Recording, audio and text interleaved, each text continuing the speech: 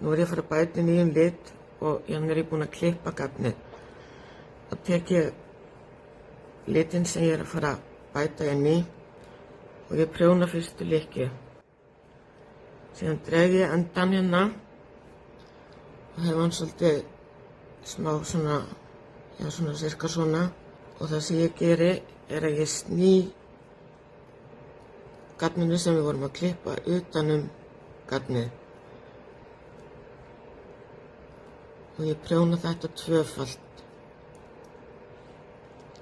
Næsta sem ég geri aftur er að snúa gagninu utanum, sjá hérna. Tek hérna gamla gagnið, sný utanum